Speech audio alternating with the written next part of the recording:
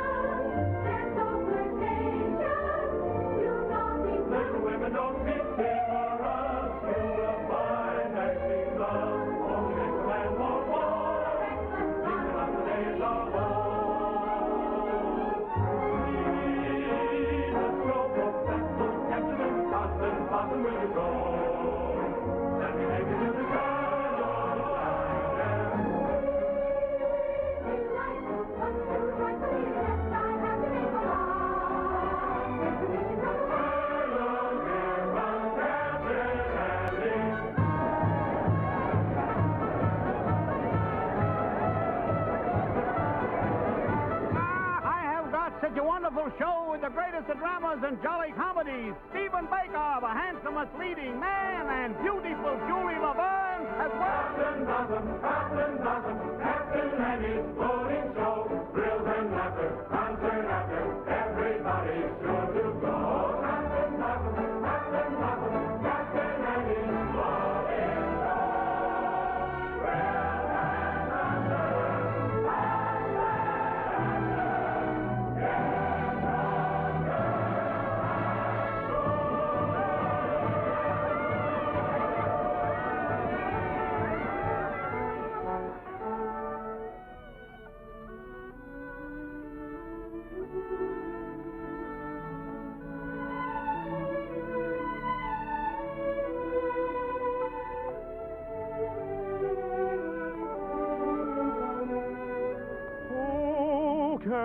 if my boat goes upstream, or if the gale bids me go with the river's flow. I drift along with my fancy. Sometimes I thank my lucky stars, my heart is free. Other times I wonder, where's the mate for me? Hello. How do you do? Are you an actress? Oh, no, but I'd give anything if I could be. Why? Well, because you can make believe so many wonderful things that never happen in real life. Well, if you like to make believe one thing, why can't we make believe we know each other? The game of just supposing is the sweetest game I know. Our dreams are more romantic than the world we see. And if the things we dream about don't happen to be so, that's just an unimportant technicality. So the cold and brutal fact is, you and I have never met. We need not mind conventions, P's and Q's. If we put out a practice,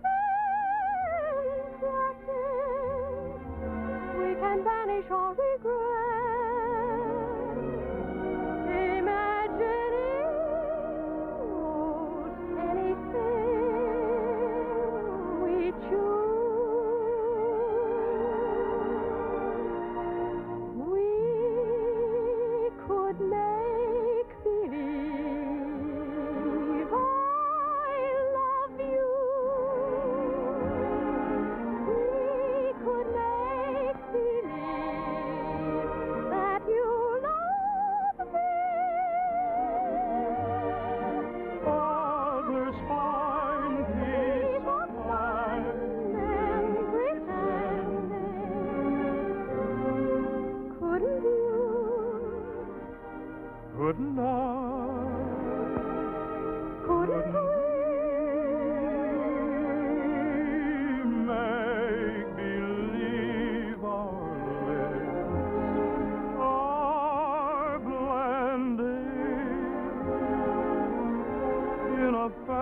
random kiss,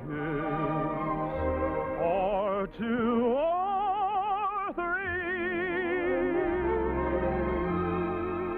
Might as well make believe I love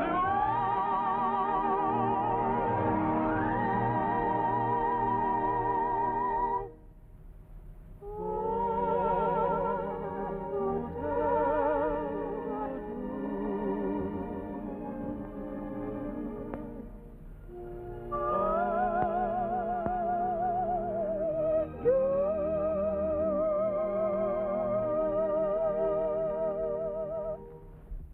Magnolia? Yes, Mother. Goodbye. I hope I see you again.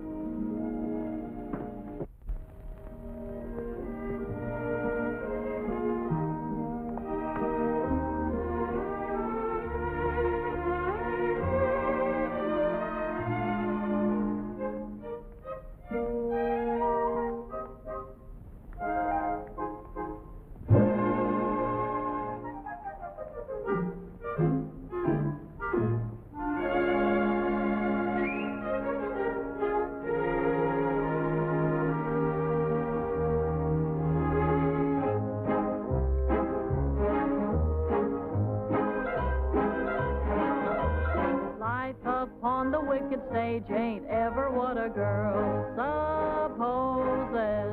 Stage door Johnnies aren't raging over you with gems and roses.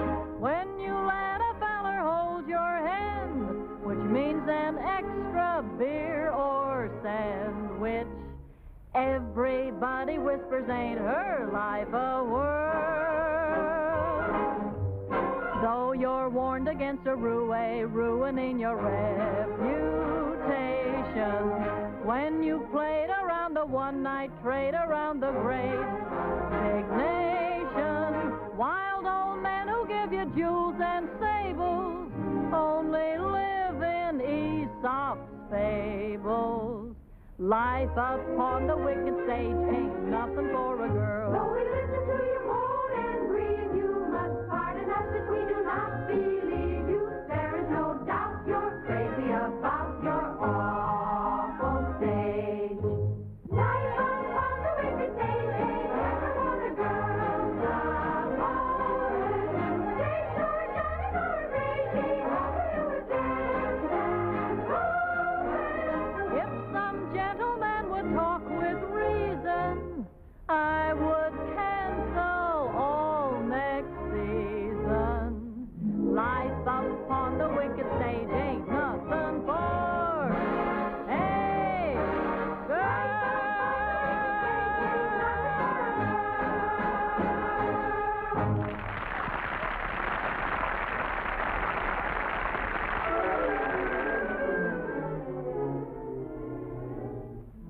Oh, listen, sister, I love my Mr. Man, and I can't tell you why. There ain't no reason for me to love that man.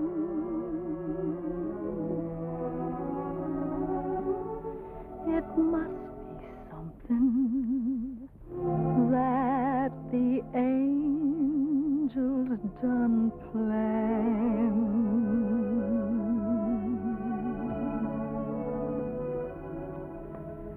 Fish gotta swim, birds gotta fly. I gotta love one man till I die. Can't help loving that man of mine.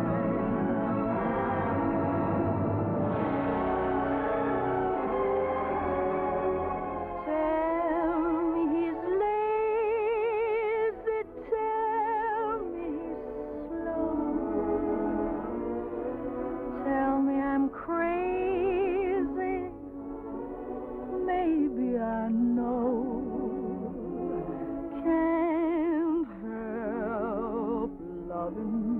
that man of mine.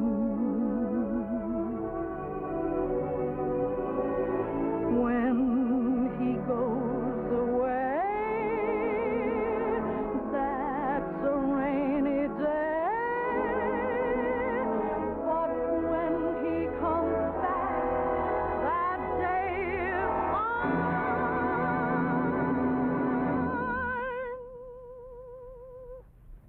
The sun will shine.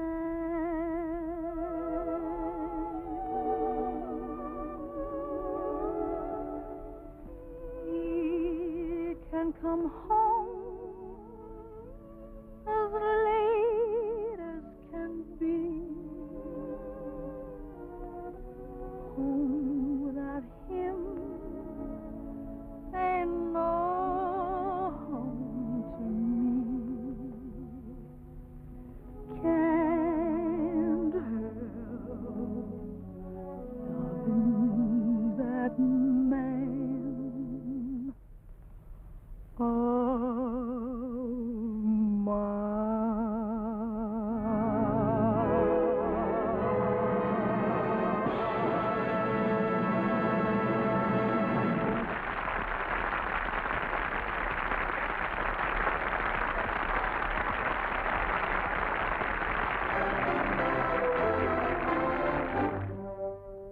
Old man river, that old man river, he must know something, but don't say nothing.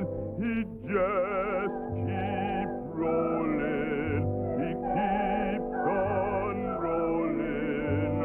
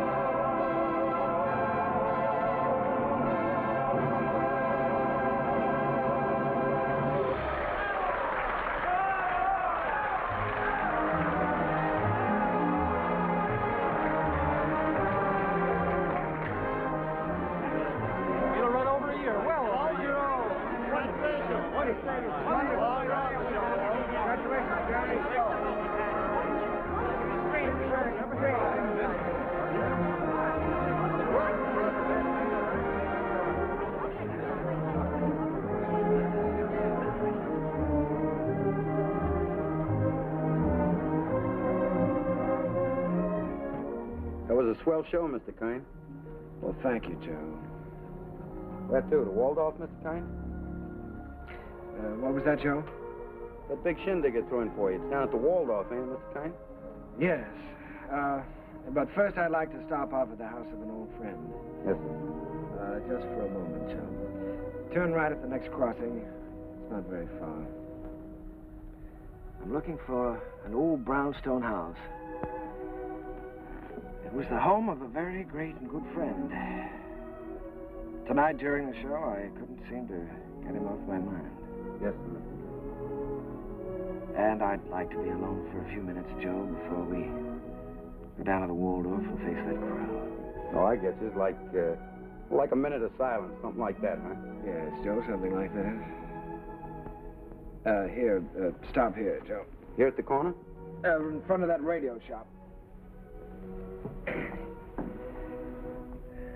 Oh, there it is. See? You mean that lodging house sandwiched in there? Mm-hmm. Well, of course, it didn't have that room to let sign in the window then. But other than that, it hasn't changed very much. Well, the street has changed. Changed quite a bit since I first walked down it years ago.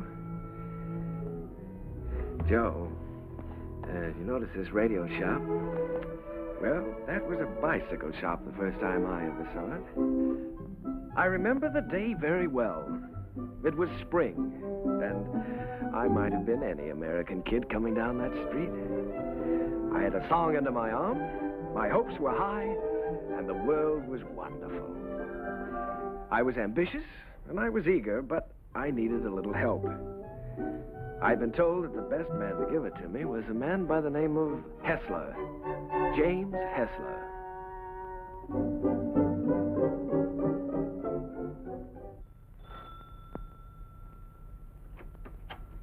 Come in.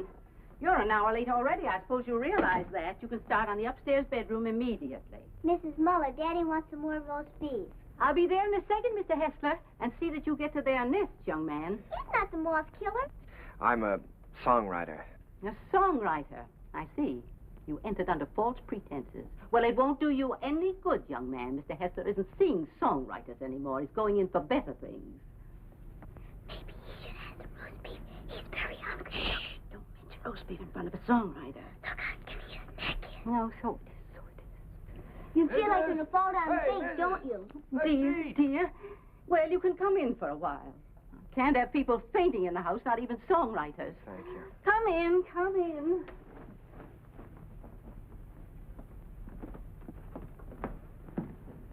Daddy, he's starving to death. Mr. Hessler?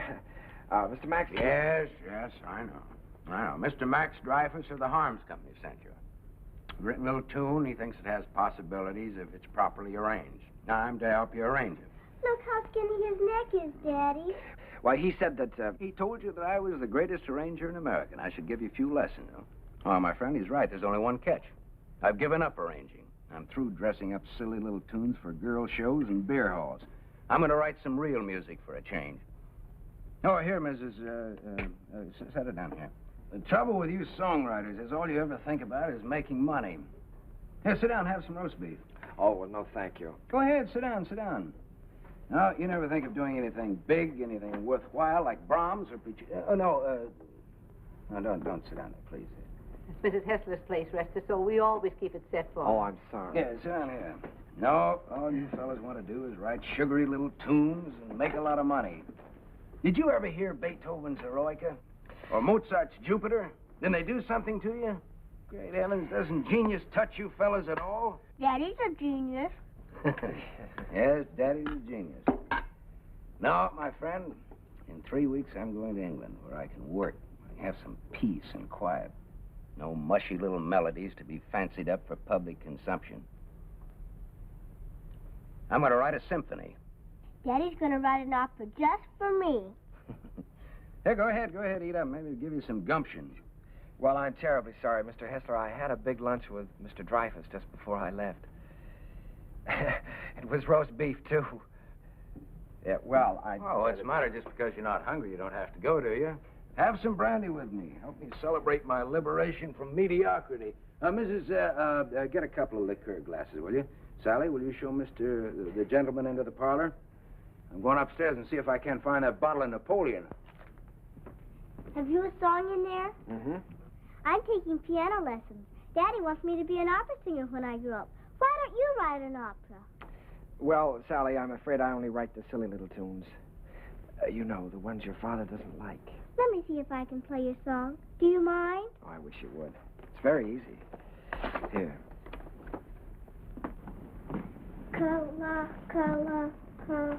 What's the name of the song? Kahlua.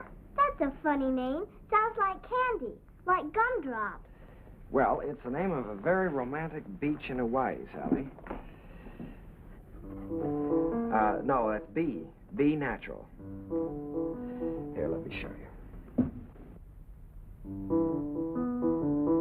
Now, here's the melody. Should be played with clarinets. Oh, no, wait a minute. No, that's not right. You've got to use clarinets to play the vamp. Oh, I was thinking of using brass there. Brass and spoil your finish? Good heavens, man, you've always got to save the brass for the finish. Oh. Well, what do you think? Think, I know. This is a romantic song. Sit down. It's sentimental. You've got to start the melody off with your strings. Too easy. Here, I'll show you. Start that vamp again, Sally. It's perfect for clarinet, see? Now then the strings enter. Too easy. Did you hear how wonderful that is?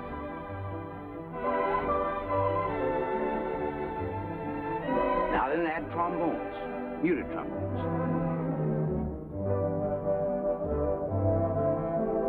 That's great, can't you just hear that? Sally?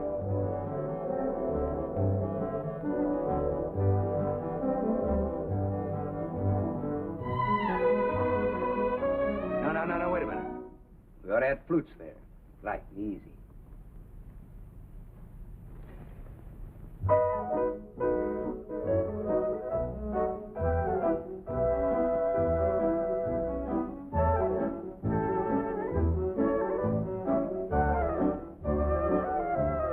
Now then add your brass. Your strings, too.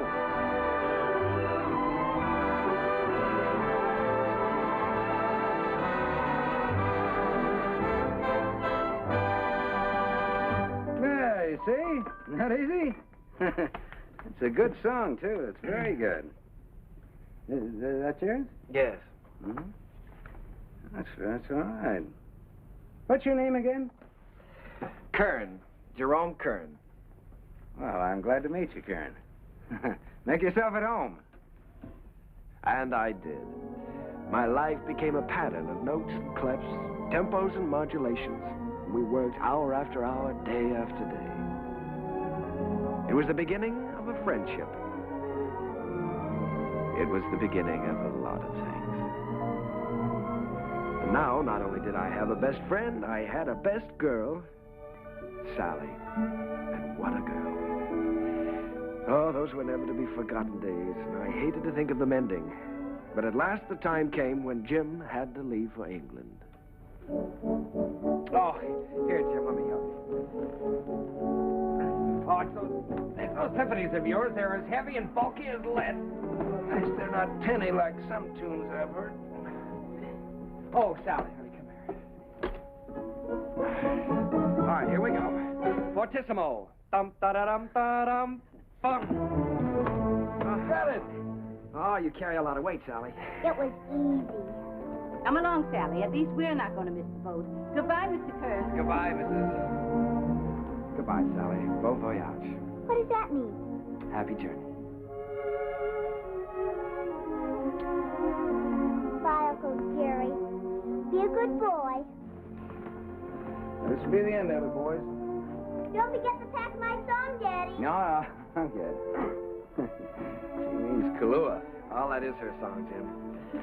You know, if it hadn't been for Sally, I wouldn't be here now. Well, she's very fond of you, Jerry. I'm going to miss her. I'm going to miss all of you. Well, you may not be gone so long. It all depends on... You won't mind living here alone, will you? Oh, no, I'll get used to it. Jim, in case I don't get a chance at the boat, I just wanted to tell you that... Oh, forget it. I like arranging now that I'm through with it.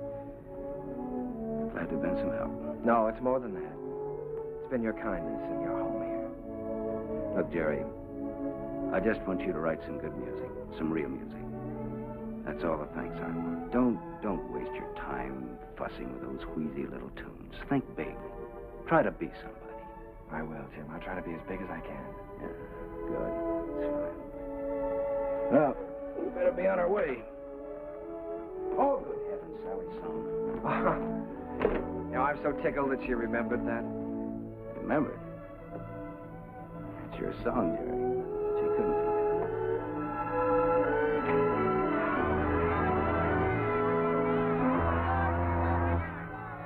I stood there watching that boat pull out of the harbor, and I was lonelier than I'd ever been in my life.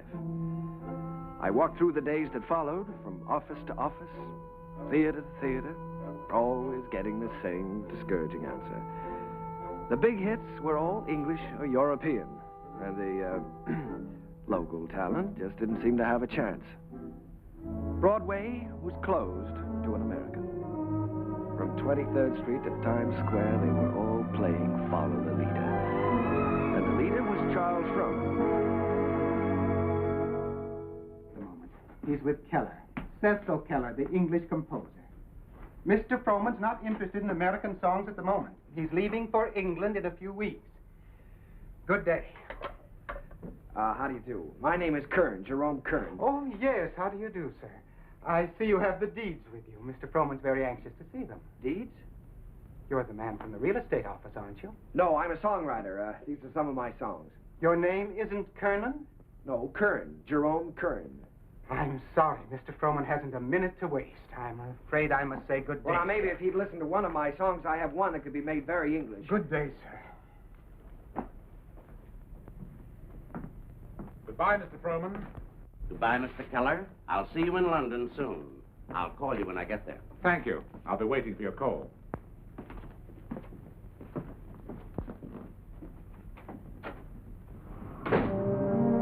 I made up my mind that I was going to try to write music with an English accent.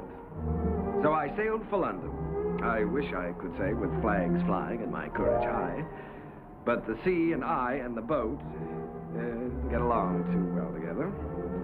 I was mighty glad to see land again.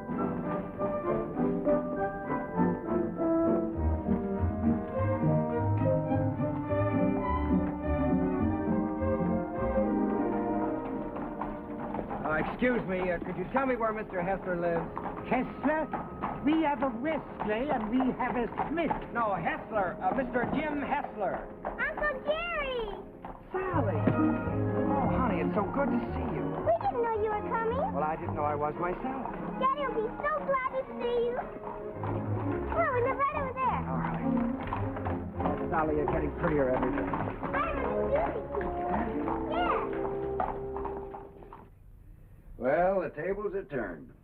American songwriter invades England. That's pretty good, Jerry. No, it's daring, very original. You're thinking big anyway. It's a chance I'm taking, Jim. So you've gotten a little skin here, haven't you? I haven't been getting enough roast beef lately, I guess.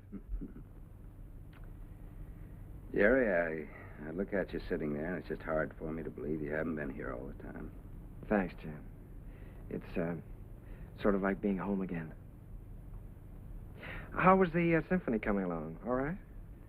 Oh, well, yes, I'm still in the note-making stages. Of course, I always believe in making plenty of notes. It's kind of like planting seed. One day they start to grow, and then before you know it, lo and behold, your symphony's all written. Uh-huh. Simple and easy, Not as difficult as writing those silly little tunes. Well, no, it's the quiet here that does it, Jerry. The peace in this place is just so thick that you can float on it. It's a rustic pastoral... Wait a minute, now, answer that telephone. Oh, the doorbell. Will you get the door, please? Don't you do something about that? Yeah. No, there's a picturesque pastoral... Hello? Who? Sometimes they're on Buckwell. I can't... She's waiting for a piano lesson, sir.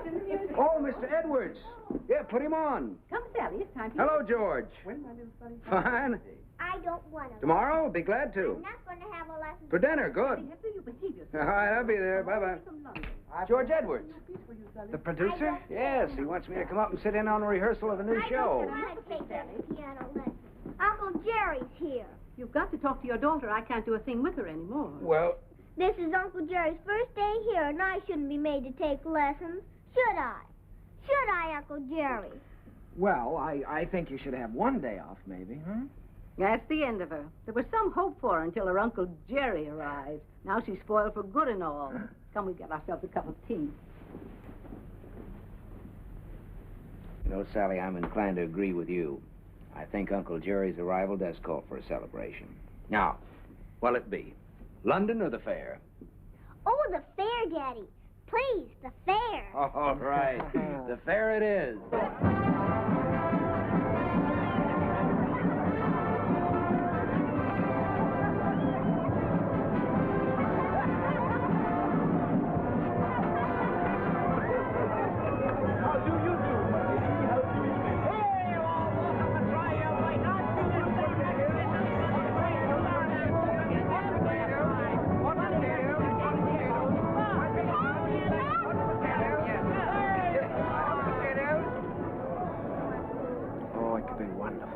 Could be wonderful. Oh, no, Jerry. I don't want Sally to go up in the swings, not till she's a little older. The whole stage full of swings and a boy and girl in each swing and all of them singing.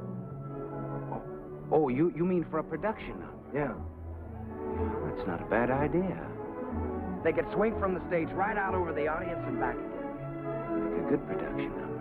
What song would you use with it? Spoon with me? Be perfect. Spoon with me? That sounds fine. Suppose I take that up to George Edwards. For the Gaiety? Sure. I'm going to have dinner with him tomorrow night. Oh, Jim.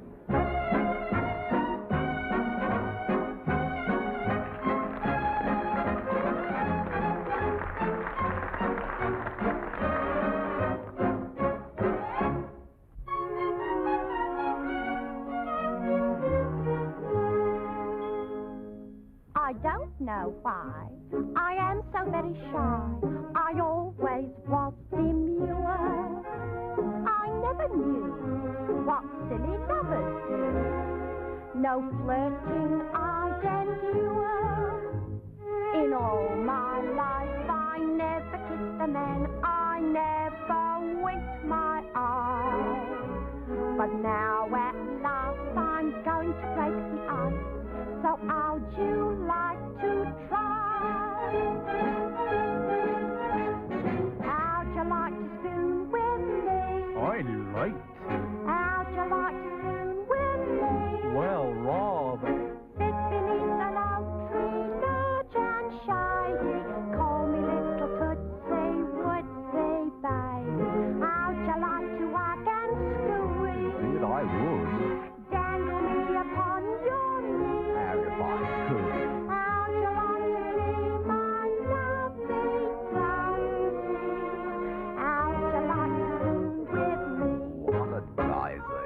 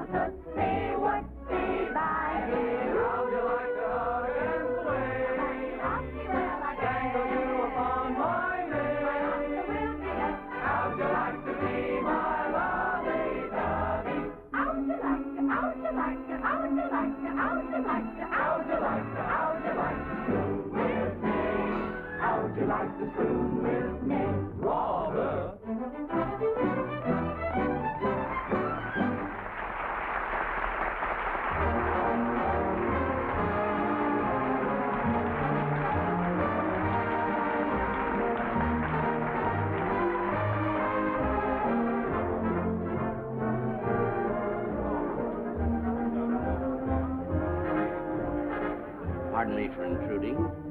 You've been pointed out to me as the composer of that delightful number with the swings in it. My name is Frohman, Charles Frohman. Mr. Kern, I want to congratulate you. Frohman? I'm sorry, sir. It isn't my number. My name isn't Kern. There's Mr. Kern, sir, down the bar bit. That gentleman there? Why, he can't be the composer. It's him, sir, sipping sherry. And a very nice gentleman he is, too, sir, for a musician. Mr. Frohman, I have something here which I know you'd like. It's a beautiful number with parasols, with all sorts of parasols.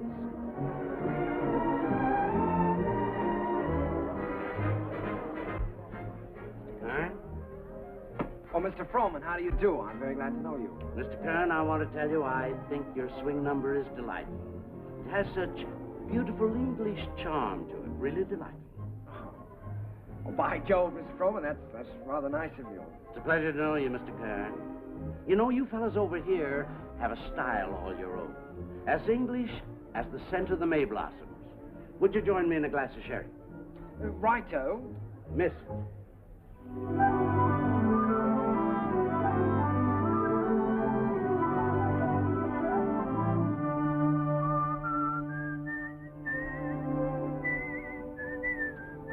I'd give that one up if I were you. One song at the Gaiety, I think you can afford to take a rest. Well, if I could finish it, I know I could interest Frohman in it. You ought to know by now that Charles Frohman is only interested in English music and English composers. If I only had a piano, I know I could work this out right now.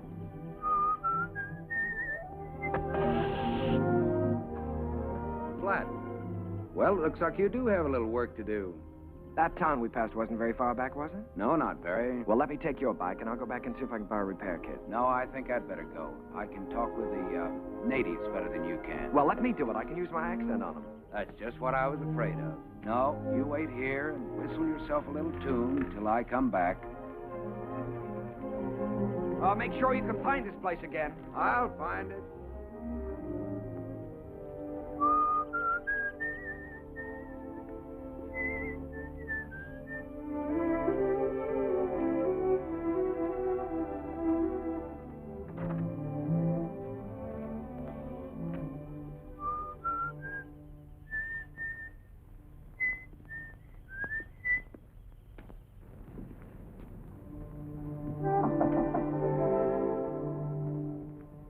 I say, is anyone there?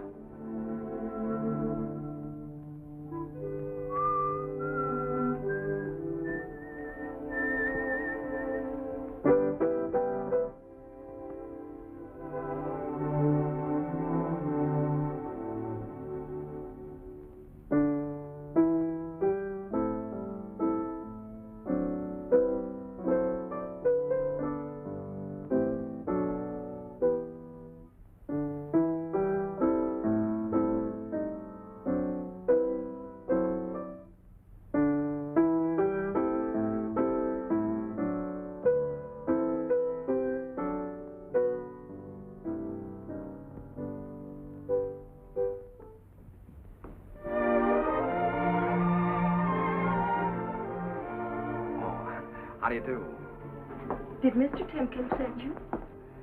Well, I was passing by on my bike, and I got a flat tire, and... well, then you don't work for Mr. Timkins.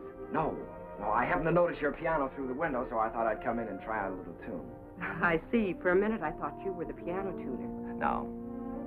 Well, I'd better go before the owners... what do you do here? Gardening? A little. Oh. Well, I don't know whether anybody's told you, but for a working girl, you're very pretty. Thank you. You're an American, aren't you? Yes, I'm a songwriter. As a matter of fact, that song I was playing as you came in was mine. Did you like it? Oh, you wrote it yourself? Sure. Oh, I write lots of songs. Maybe you've heard this one.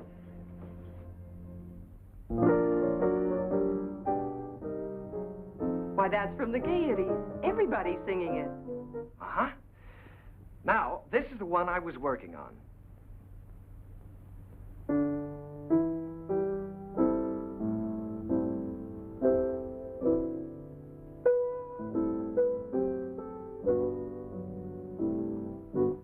That I'm going to try to place for the Gaiety, too. Of course. I would if I were you. Don't you believe I wrote these songs? Tell me, when you compose, do you always break into people's houses to borrow their pianos? No. All right, I'll tell you what I'll do. If I place this with the Gaiety, I'll send you tickets and you can come and see for yourself. Will you? I'll tell you when I get the tickets. I beg your pardon, miss, but your mother would like to speak to you. She's in the upstairs sitting room. Thank you, Katie. I'll be right up. Well, I'm terribly sorry. But I still wrote those songs. And I'll still be waiting for the tickets. Will you? Wonderful. I won't forget.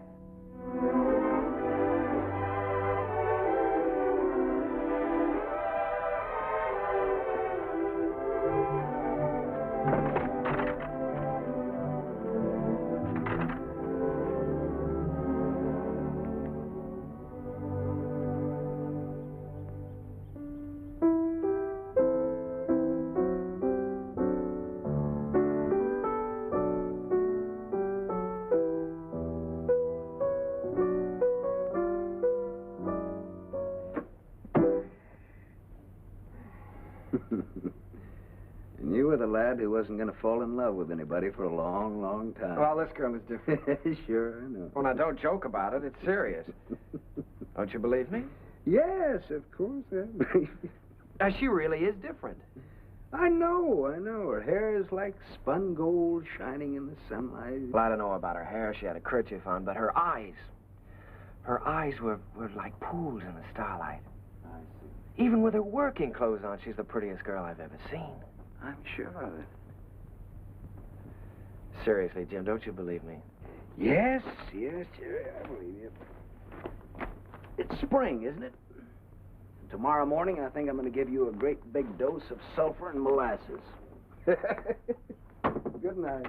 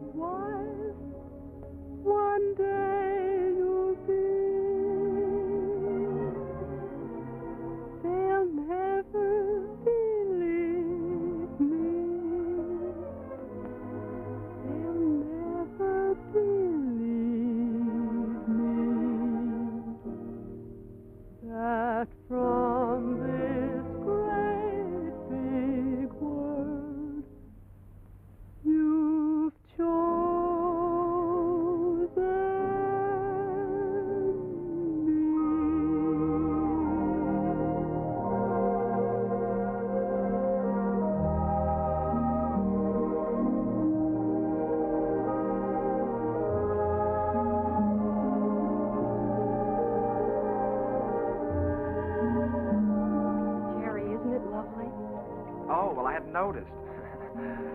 When I look at you, I can't seem to see anything else. Oh, writing songs again. Perhaps we better stop and have lunch. All right. You can move in under those trees there. Isn't it a beautiful day? Beautiful. Now, let's see. You've seen Westminster Abbey and the Tower of London, and you've seen Buckingham Palace and Hampton Court.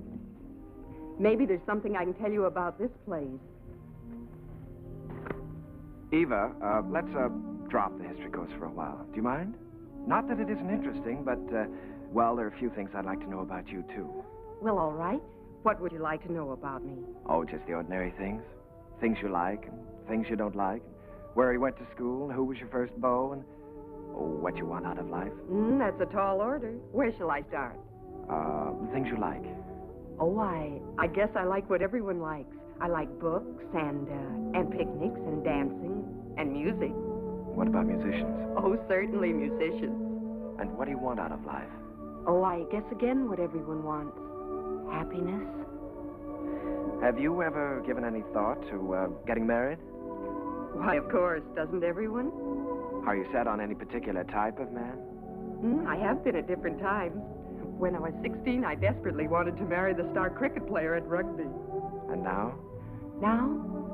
Oh, now I don't really know.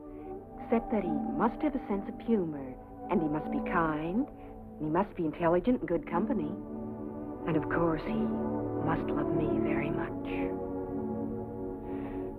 Well, I know somebody with at least one of those characteristics. Someday I'll tell you all about it. Oh, good afternoon, good afternoon, good afternoon. And how have you been this afternoon? Well, I'll tell you how I've been. That's I've been so. looking Never mind, never mind. You feel wonderful, you feel great. How could you be otherwise after such a beautiful day? Tell me, my friend, how is your knowledge of English history? English history? Did you know that London happens to be the largest city in the world? Yes, I know that. Did you know that within the county of London there are 14 road bridges across the Thames? Now, there's the Waterloo. There's You don't say. Sounds dull, huh? Well, it's far from dull, my friend, when your history teacher is as beautiful as all the sirens of history put together. Did you know that all the swans on the Thames belong to the King of England? No, fancy that. And the male swan is called a cob. Well, what does that get? And did you know that when you walk into Hampton Court, you're walking right straight into history? Oh, my dear friend, you have so many things to learn about England. Have you ever heard of a man named Charles Frohman? Frohman? Well, now that's a familiar name. The face escapes me. How can you talk about Frohman when I'm talking about love? Oh, so that's been the theme of this little dissertation. Yeah. Well, I'm glad you informed me. Oh, that's all right. Because the next time Frohman's office calls, I'll tell him that you're too busy to be bothered. Yes, you tell him that I'm too busy.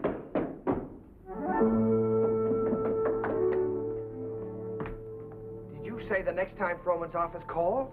That's what I said. They've been calling you all day. But why should I bore you with such trivial details? Well, what do they want? No, dear friend, you return to your archives. Why think of the future when the past is so glorious? Oh, come on, now quit clowning. What happened? Nothing. Frohman just wants you to write 4 songs for his new show. If, of course, you can spare the time. Well, why didn't you tell me about it? Why didn't I tell you about it? Well, come on, let's get going. There's no time. We've got to do that on the ship. On the what? On the ship. We're sailing with Charles Frohman tomorrow. We have to start rehearsal in 6 weeks in New York.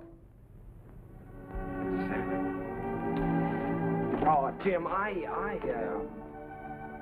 no. Look, Jerry, this is the chance you've been waiting for. You certainly are full of surprises. I thought you'd be up in the clouds. I feel like I've just been yanked out of the clouds.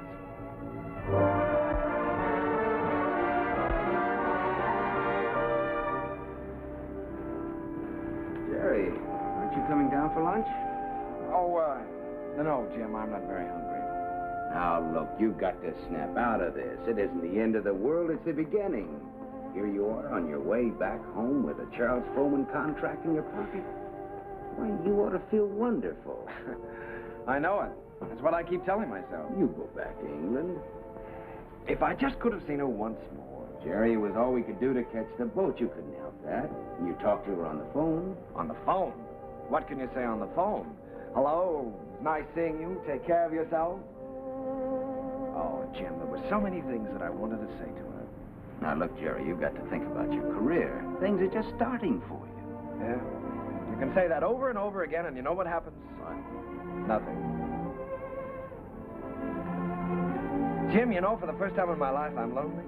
Here I am on a ship full of people with you, and I might as well be on a desert island all by myself.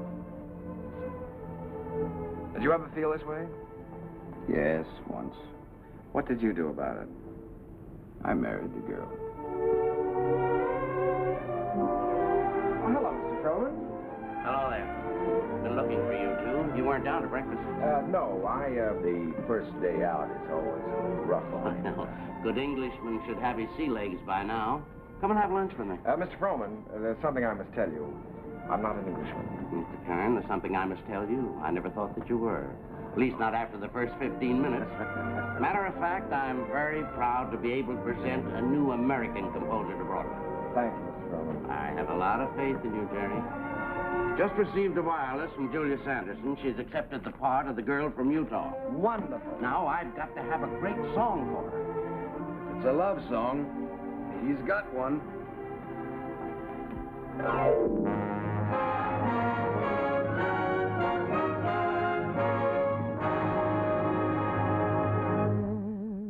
When I told them how wonderful you are, they didn't believe me. They didn't believe me. Your lips, your eyes, your teeth, your hair are in a class beyond compare. You're the handsomest boy that one could see. And when I tell them, and I'm certainly gonna tell them, that you're the boy whose wife one day I'll be, they'll never believe me. They'll never believe me that from this great big world you've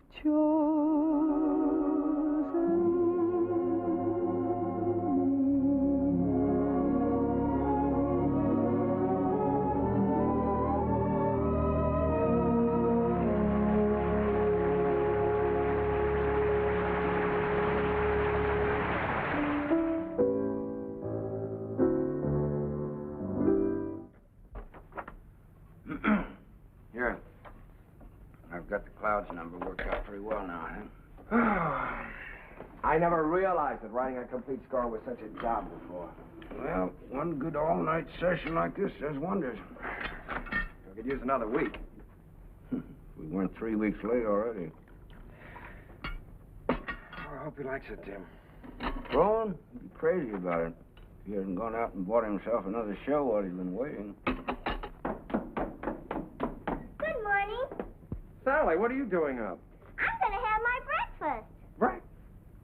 It isn't morning already. No, it can't be. Sally, you'll be late for school. I'm coming. Say, Jim, don't you think I better call Frohman's secretary and get an appointment? Yeah, you better call him at home. It's a little early. Good morning.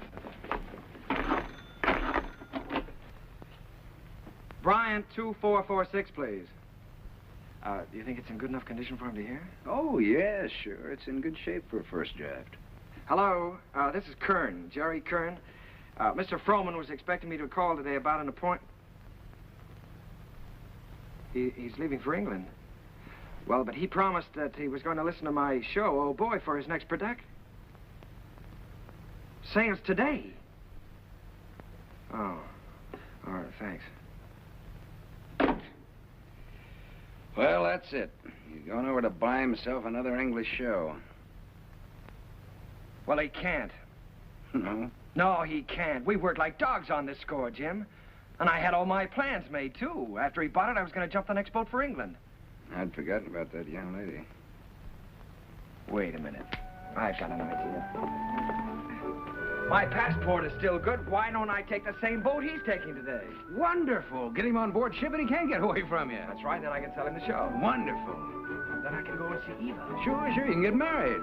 Well, you probably have to ask her first. Well, that's an idea. Well, I'll go and phone the steamship company. Right, I'll go back. Driver, you think you can make it all right? If we get a break in traffic and the old engine holds out. Oh, Uncle Jerry. Jerry, come on now. We've only got a few minutes. Jerry, if you want to miss that boat, come on here.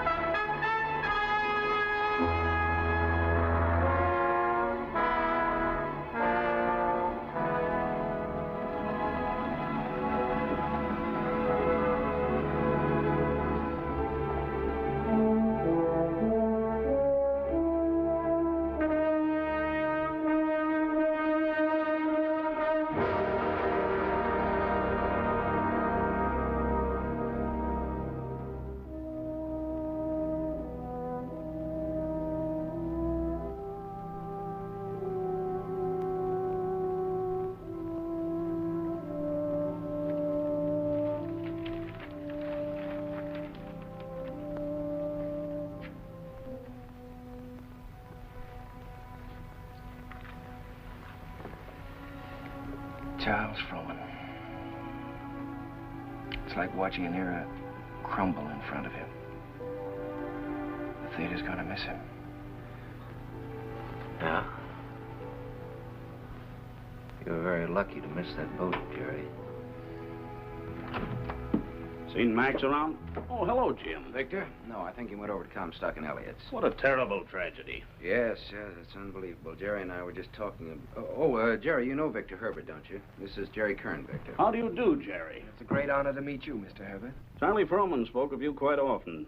He had great hopes for you. Well, he was very kind. He liked you. But more important, he respected you. And it's easy to see why. You've got a song to sing. Thank you, Mr. Herbert. Look down at that city, Jerry. It's made up of millions of people. And music has played a part in all their lives. Lullabies, love songs, hymns, anthems. Must be pretty wonderful, Mr. Herbert, to realize that people you don't even know and never will know are singing your songs, and all of them asking for more of the Victor Herbert music. It makes me feel grateful, Jerry, and very humble. One of these days you'll find out yourself how it feels. What is it my publishers call me? The Dean of American Music. Well, I think you're going to be the next dean. One thing I must admit, you've got a better figure for it.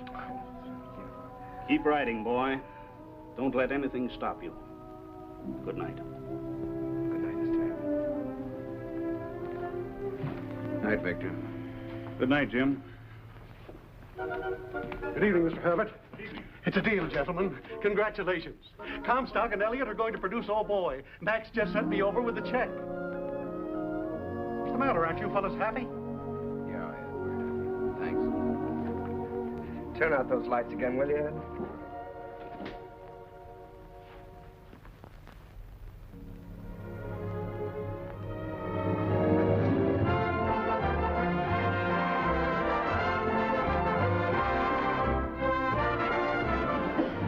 Well, there it is in lights.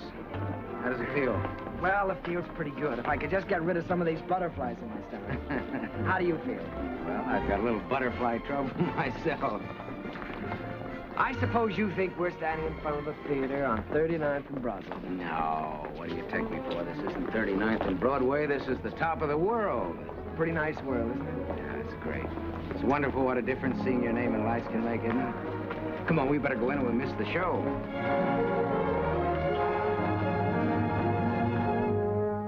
The rain comes a pitter-patter, and I'd like to be safe in bed. Skies are weeping while the world is sleeping, trouble heaping on our heads.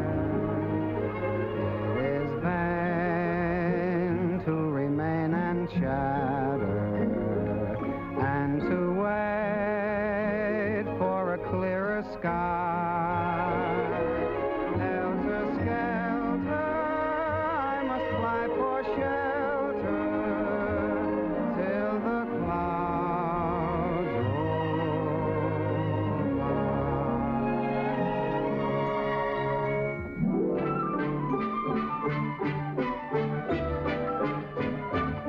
roll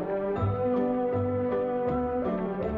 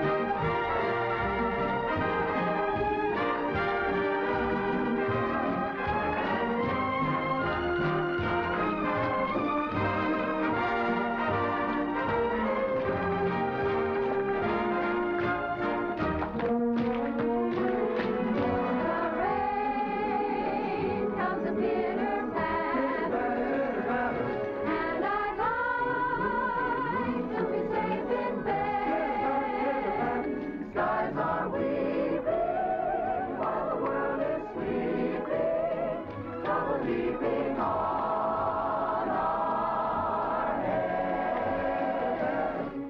It's meant to remain enchanted and to wait for a clearer sky. Helter skelter, I must fly for shelter till the clouds roll by.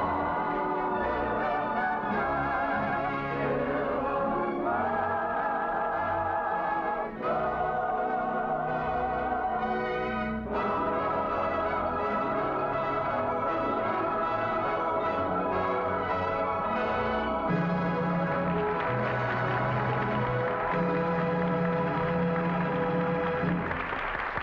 Well, this is it, Jerry. You're in, my boy. Listen to that applause. That's for you. Don't wake me up. Don't anybody wake me up. Figured out how you're going to spend your money yet? Well, for one thing, I think I'll buy an interest in Harms. For another, You think you might take a little ocean voyage? Well, good luck. I don't see how she can possibly say no. well, that's what I'm worried about. I'm afraid she is going to say no, Jim. You know, I can't get her out of my mind. She's... Yeah, I know. I've been through this before. She's everything you've ever dreamed of on this earth. She's everything I've ever dreamed of in heaven. Oh, Jerry, let's stop here, shall we? All right.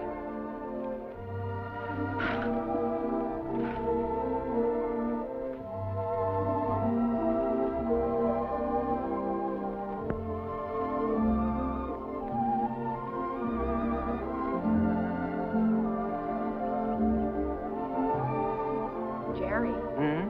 you know, you didn't write very often. Well, my letters weren't very interesting, Eva, so I tore them up. As a matter of fact, you didn't write very often yourself. A lady doesn't correspond with a gentleman, unless it's a reason other than a personal one. Oh, well, now, doesn't that sound a little silly to you? No, it sounds altogether fitting and proper. Oh. You want to fight? A lady doesn't fight. Well, what does a lady do? Oh, you're impossible. Well, you're right. If I were you, I'd have nothing to do with me. In fact, if I were you, when I ask you to marry me, I'd say no. Just on the grounds that a lady never says yes. Now, see here. Are you going to ask me to marry you? Might, with a little encouragement. A lady doesn't... In my country, if a lady wants to be asked, she has to be encouraging. In my country... In your country? What in your country? Well, there are proper ways to go about such things in every country. Oh. Well, then let me put it this way. From the very first moment I saw you, when you walked in from the garden, I knew that out of all the women in the world, I'd finally found the right one, the only one. I wanted to tell you then. I wanted to say, hello, funny face. I don't know your name or anything about you, but I've loved you all my life. You were my first school teacher, my first date, the first girl I ever kissed, and everything in the world to me. You see, I recognized you immediately. You thought all that? That's right. I stood there thinking that, wondering what you'd do if I kissed you. What would you have done? What would you do now?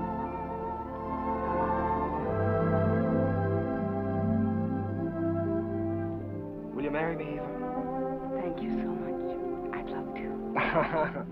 Hello, Mrs. Kern. Hello, my darling.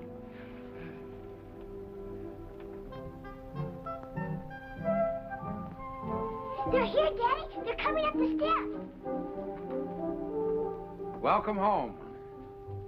Jim! What, you old fox, you really did it this time. Nothing, my boy, nothing, just a little gesture. Jim, this is Eva. Hello, Eva. Hello. Well, you've married the nicest guy in this world, but the craziest. Oh, now, wait a minute. I was keeping that from her. Isn't she sensational, Jim? Jerry. Honey, turn around and let him look at you. Oh, Jerry. Look at that hair and those eyes. Have you ever seen a woman like that in your life before? Only once. No, I hope that both of you have all the happiness in this world. Oh, thank you, Jim. I think we have already. Forgetting me and the music. Oh, Sally, yes, I'm sorry, dear. Sally. On behalf of my father, Jim Hessler and myself. On behalf of my father, Jim Hessler and myself, I wish to congratulate you on the start of your voyage into the great sea of life. Oh, Sally. Well, on behalf of my wife and myself, I thank you very much. I'll take it. Hello, Mrs. Hello, Mr. Kern. Sally, it's so wonderful to see you. Why, you have grown up, haven't you? Sally, this is your Aunt Eva. On behalf of my father... Thank you, Sally. We're going to be real good friends, aren't we? Yes, I expect we are. Well, what do you say? Let's all go in and have something to eat, shall we? Oh, Jim, it's so good to be home again. Yes, it was good to be home. I felt I had everything in the world. Happiness, success, and the wife I had dreamed about. I wanted to put it all into music. Eva's smile, and her eyes, and what it meant to be with her. And at last it seemed to me that the clouds had rolled by. First, there was Leave It to Jane. Leave it to Jane, Jane, Jane. I don't know why you should make me plot and plan for you. She is the girl with... I always try to do everything I can for you. No problem you can wish on her gives her a strain. She'll tackle gaily a score or more daily. If something is on your mind, And I can see that there is not a dot of it. comfort you soon will Leave it to find. me, I will soon get you out of it. If you have started worrying, kindly refrain and just hand over the whole thing to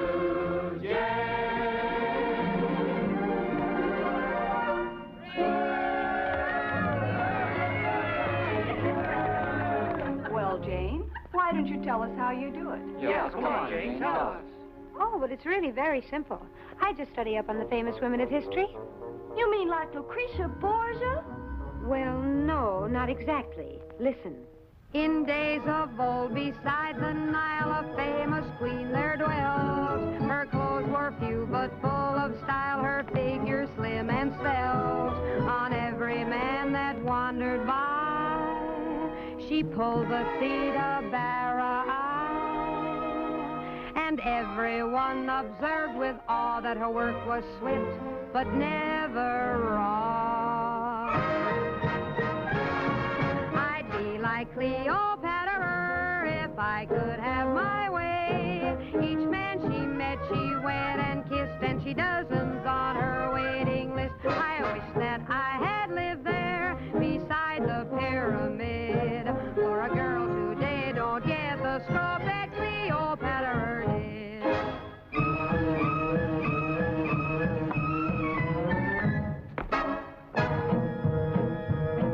She danced new dances now and then, the sort that make you blush.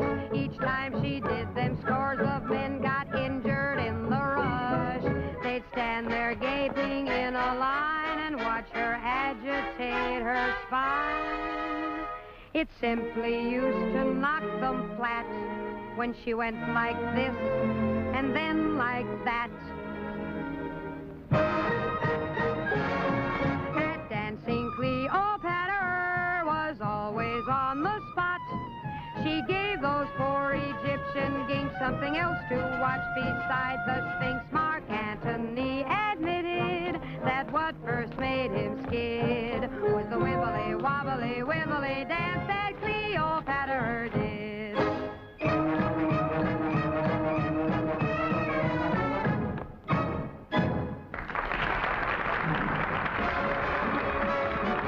Leave it to Jane, Jane, Jane.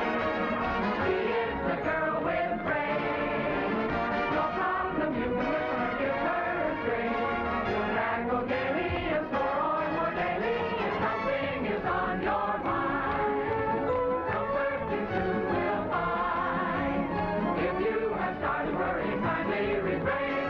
Don't you bother, don't go to your father. Leave it to Jane, Jane, Jane, Jane, Jane. Turn the whole thing over to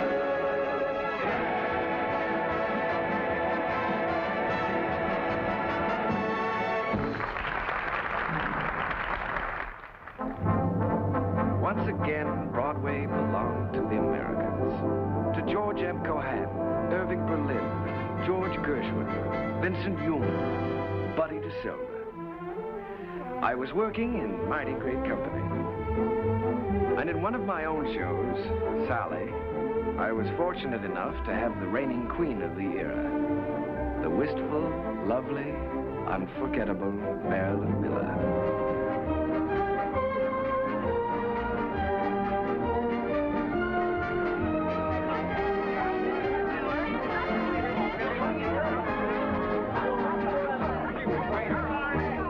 I got a couple new telephones All right, Larry, thank you. Hazel, my dress. I have it right here. We're going to have to hurry. How's it going? Mike. I was so nervous in my leg. Did you see me trip? You are nice. More flowers from Mr. Zixell. How wonderful. Lovely. Says the first act was a dream, signed Flo. Wish she said the second act. Don't worry about the second act. Second's better than the first. No. Thank you. Hazel, is everything ready for the quick change? Everything's ready in the stage dressing room. All right. Thank you. Hazel, have you got everything? Yes, everything's here. All right, let's go. Good luck, Miss Miller. Thank you. Good luck, dear. Oh, fine, Miss Miller.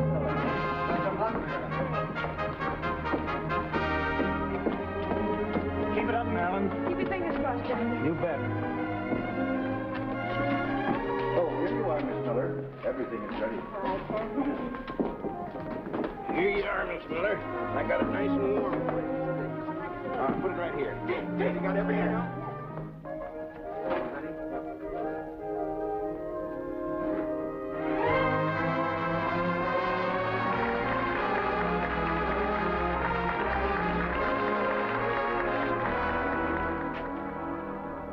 As I wash my dishes, I'll be following a plan till I see the brightness in every pot and pan.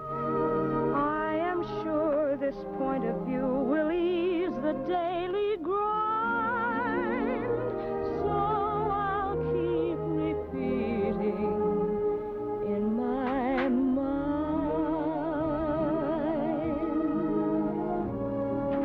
Look for the silver lining whene'er a cloud appears in the blue.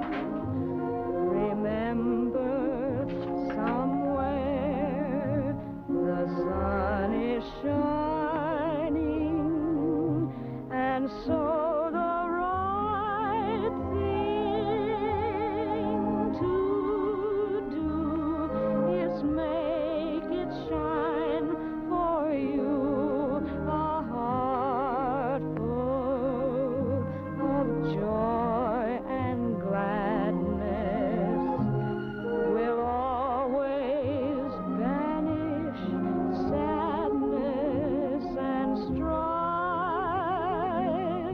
So always look for the silver lining and try to find the sunny side of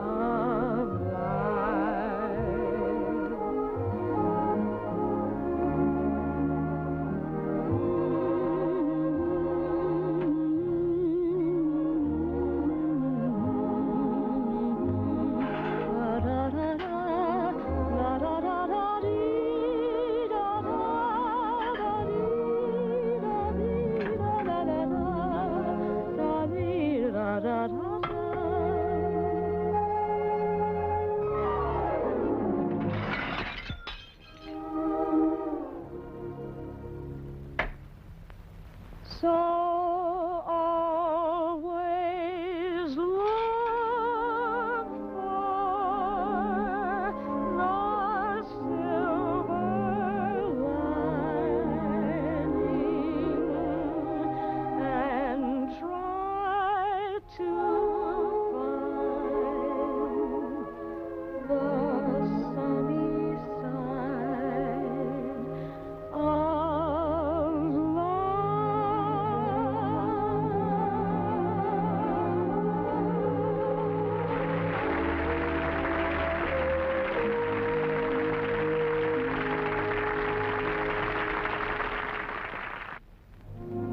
I never thought I'd ever keep a scrapbook, but it was nice to know that people were singing my songs and asking for more. Night Boat, Good Morning Dearie, the Ziegfeld Follies. Curtains went up, curtains came down, and I think I got to look a little more like a musician. Eva grew lovelier with every passing year. Our life was rich and full and very satisfying. And Jim and I, well, we grew a little grayer, a little more settled perhaps. He was still working on his symphony, or so he said. But on the whole, the years didn't change as much. However, they certainly did change Sally. She was quite a young lady now. She'd been away at school. In fact, many schools. Well, Sally. Hello. Darling. Well, Sally, I thought you were at school. Well, I was. Oh. What happened this time? I just can't stand that school anymore, Uncle Jerry. I've left, and I'm not going back. What does your father say about that? Well, he hasn't said anything yet. He doesn't exactly know. You see, I just left there this morning, and I came right out here to talk to you. Oh, Uncle Jerry, I had to leave. I hated it so much I couldn't eat or sleep or anything. This is the third school you've left now, isn't it, Sally? Yes. Well, now, it seems to me that you ought to be able to make a go of one of them. Oh, I just don't seem to fit in very well. The kids all seem so... Oh, I don't know. All they're interested in are parties and clothes. They seem to think that's all there is to life. Oh, Uncle Jerry, I wish you'd talk to Dad for me. He'll listen to you. Well, Sally, you know your father isn't well. Then I ought to be home where I can take care of him. You ought to be at school completing your education. You want to make something of your life, don't you? Oh, I've had an education, and now I want to get down to something serious. Oh, Uncle Jerry, you did promise you'd help me get a start in the theater. I said I'd help you when you were ready. Your father wants you to complete your schooling first, Sally, and he's the boss. Oh, Uncle Jerry, Dad's forgotten what it's like to be young and feel like this, but you haven't. You haven't forgotten what it's like to stand on Broadway and look up at the lights and think, someday I'll see my name up there. You remember that feeling, don't you, Uncle Jerry? Yes, Sally, I've got to admit it, I do. Well, then that's more important than school or anything else in the world, isn't it? Isn't it, Uncle Jerry?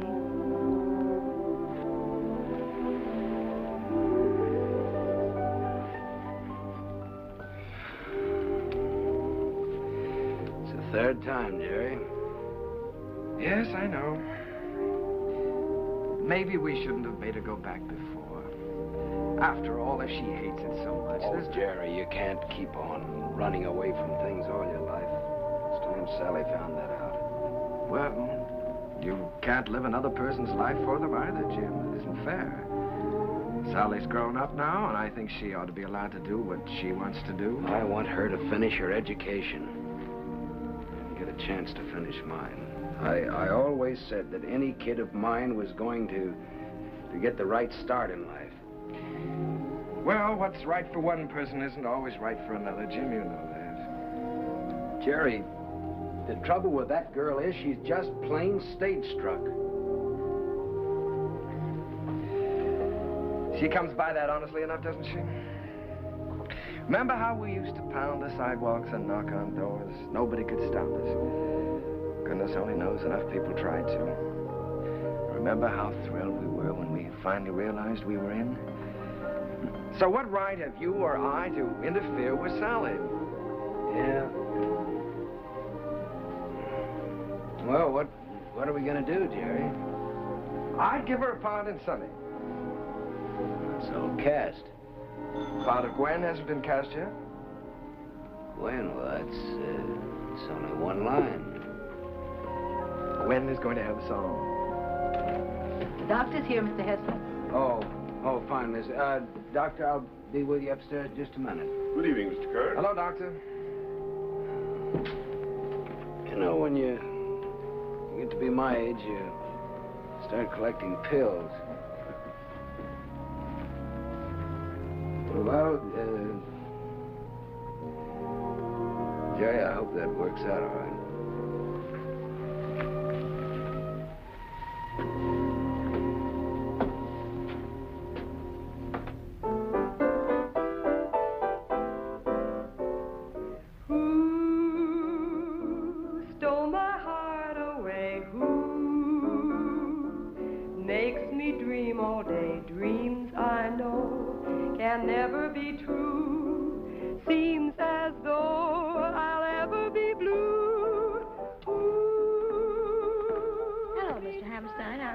Very well, Miss Miller, and you? Hello, Oscar. Jerry. This is a charming number. I was just telling Jerry how much I liked it. What a fine lyric you've written. Oh, thanks. Jerry, I've just been talking to Mr. Dillingham, and he thinks that Who should be a big production number instead of a solo, and that, of course, Marilyn ought to sing it. Oh. Well, then, of course, we'll have to do it. It puts me in rather a tough position, though, Oscar. After all, I did write it for Sally. I know you did, Jerry, but we'll give Sally something else. Oh, she's going to be awfully disappointed. It's a wonderful song, and I'd love to sing it, but I hate to take it away from her. Well, it's for the good of the show, Marilyn. I think you're right, Oscar. Have you thought, though, how you're going to tell Sally? It's not going to be easy. Oh, I thought you should tell her, Jerry. Oh, I was afraid you would. Well, after all, you know her so well, it shouldn't be too difficult. Well, it would be a lot easier if I didn't know her so well. Would you like me to tell her? I'm sure she'll understand. Would you do that, Marilyn? Certainly. Ask her to meet me in my dressing room. And don't worry. Thank you, darling. But Uncle Jerry wrote that song for me. I know. And I know how disappointed you must be, too. But, Sally, disappointments are part of the theater, and you've got to be able to take them. Well, the very same thing happened to me in my first show. I had to give up my song to the star. I think I felt pretty much as you're feeling right now. Then I think it's a pretty low, miserable trick for you to pull on someone else. Sally, listen to me a minute. This is your first show. You're just starting. And there are going to be a good many songs and a good many shows for you. It may be difficult for you to understand now, but one day you'll realize you've got to give and take, whether you like it or not. I'll never take a song away from anyone else, especially if it's their first real chance. Sally, please don't put this on a personal basis. I don't want to take the song away from you. Then why are you doing it? Mr. Dillingham thinks it's best for the show. And what's best for the show is more important than what I want or you want or any personal feelings involved. Don't you see that, Sally? Yes, I see it all right. You're trying to take my song away from me, and you aren't going to get away with it. Uncle Jerry wrote that song for me, and I'm going to sing it. I don't care whether you are the star. You're not going to take it away from me. Sally! She can't have my song, Uncle Jerry. Don't let her talk you into it. I don't care what happens. She can't have my song.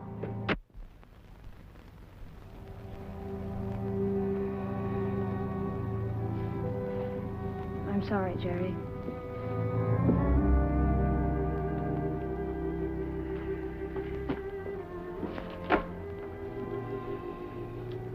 What is it, Sally? Am I still in the show, Uncle Jerry? You want to be? You won't have a song, though. They took my song away from me, the song you wrote for me. Sally, there's a little thing called the good of the show. Apparently the show didn't seem very important to you this afternoon. Not important? You didn't care what happened to the show just so long as you got your way. The theater doesn't work that way, Sally. Nothing works that way. I learned something today. I suddenly realized that you're not ready for the theater yet. Not ready? No. All you have to offer is a small talent, a great deal of conceit, in return for which you want success.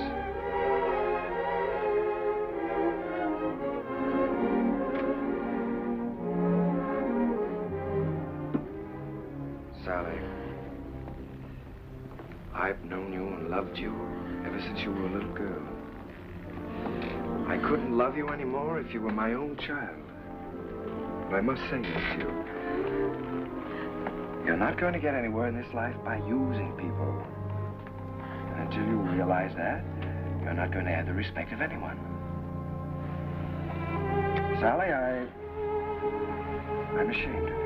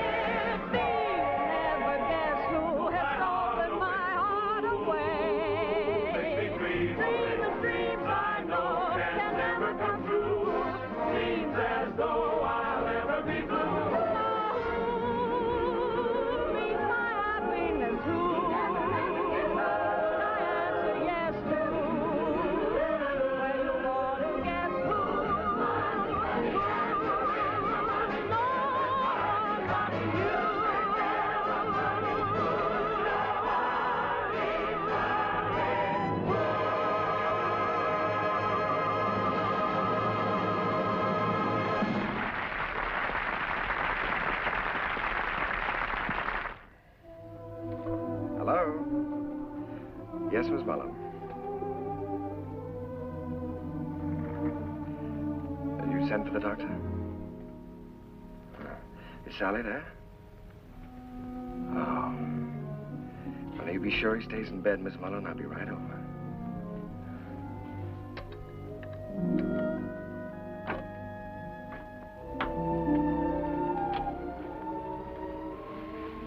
The doctor get here? He's upstairs in Mr. Hessler's room.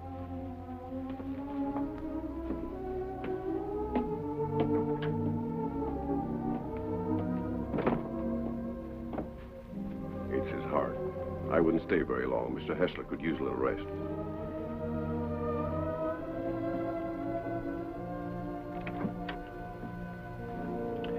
Well, good evening, Jim.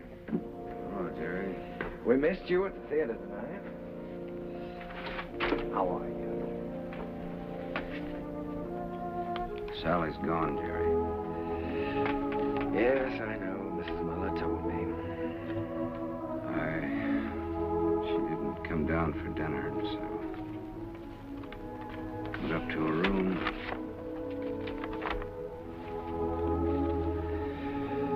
Dear Daddy, I'm going out on my own. Don't worry about me. Someday you'll be proud of me. I'll always love you. P.S. Tell Uncle Jerry I still love him.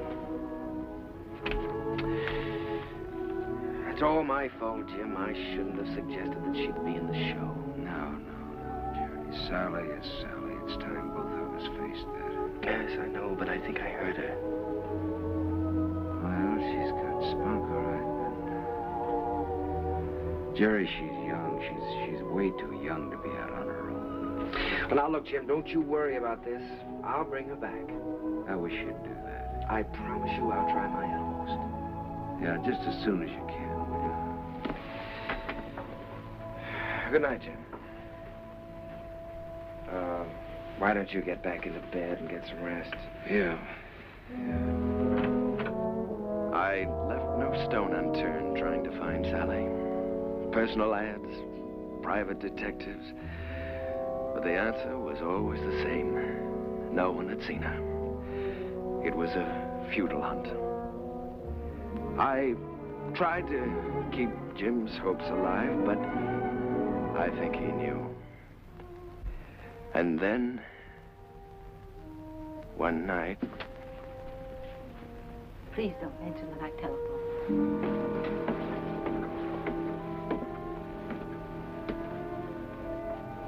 I think, Mr. Kern, you'd better go up right away. He's been asking for you.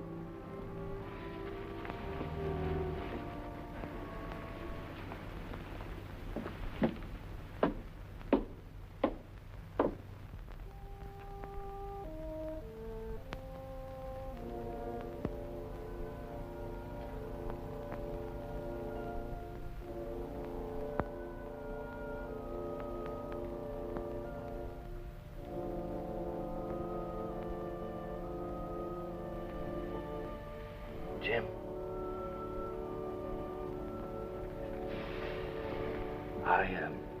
I was just driving by. I thought I'd drop in and say hello. Yeah. You forget I've known you a long time.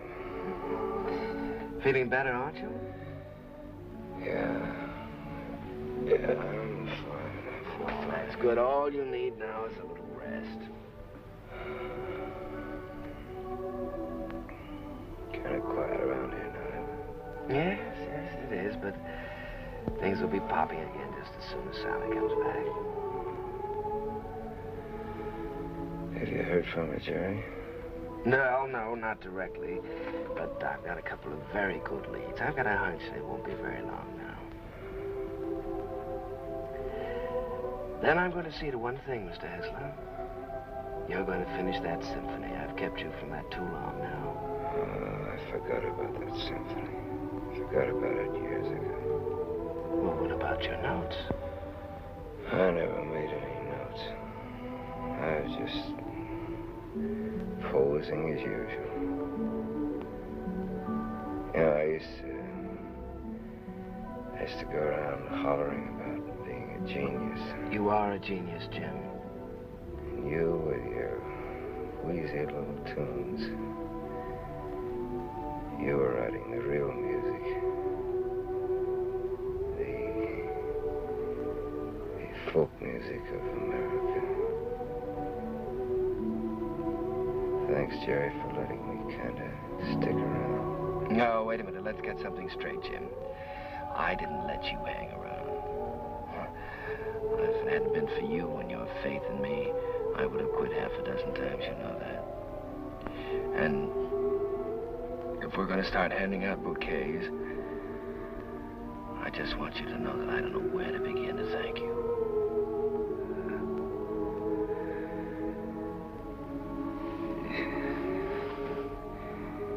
You're a great man, Jerry.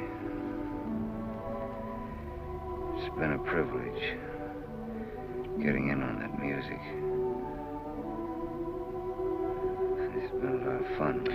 Now, let's not talk that way, Jim. In a couple of weeks, you'll be back at that piano, screaming for more and more brass.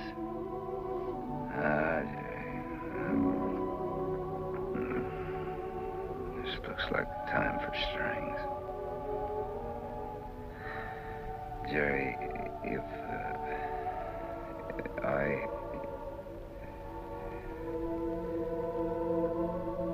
want you to look after Sally for me. Jim, you're going to be all right. So is Sally. In a couple of weeks, why, we'll be laughing about this.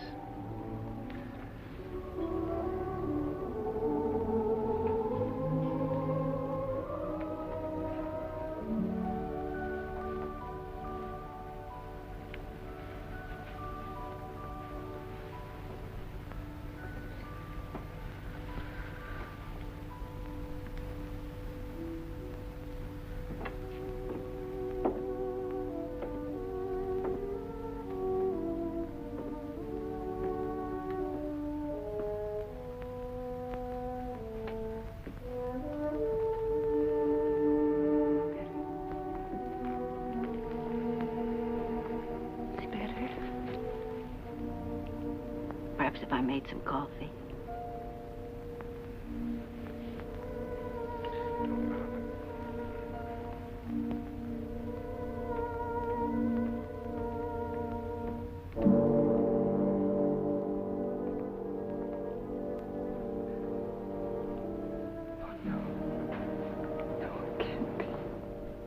Mr. Kern had hardly closed the door when he...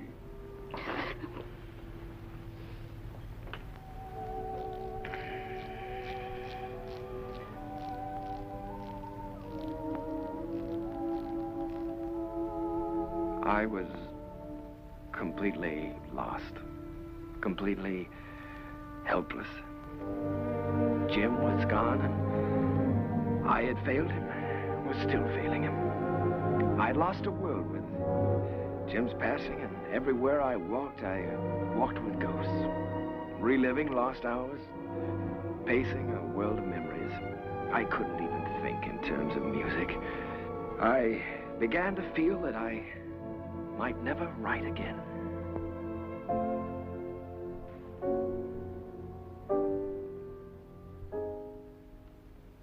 How long has this been going on? For weeks, Oscar. Ever since Jim died. He's a score to write me. Hasn't done one song. Well, that certainly doesn't sound like Jerry. He seems to have completely lost heart. Have you had any word of Sally? No, but he has every friend he ever had in show business looking. Well, don't worry about it. She'll turn up. It's Jerry I'm worried most about. You know, Oscar, I believe he's beginning to think he can't write music anymore. It's heartbreaking to watch him. Well, I have a book here I'd like him to take a look at. I've been commissioned to adapt it and write the lyrics, and I think Jerry's the man to do the music. I don't think he'll do it, Oscar. Well, that's hard to believe. There's never been a time as long as I've known Jerry when you couldn't excite him with a good story. There's never been a time in his life like this. But you can try, and I'll tell him you're here.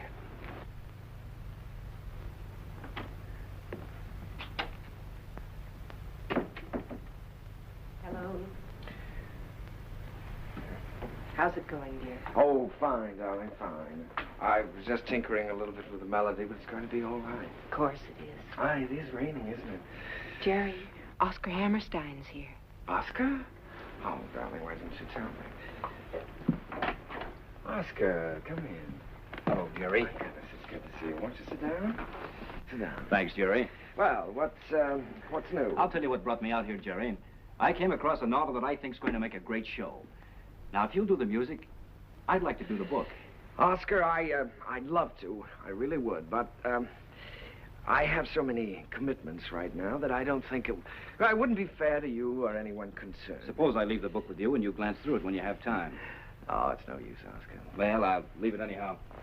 See you next week. Won't you stay for dinner? I'd certainly like to, but I have to get back to town. Bye, Eve. I'll see you to the door, Oscar. Goodbye. Bye.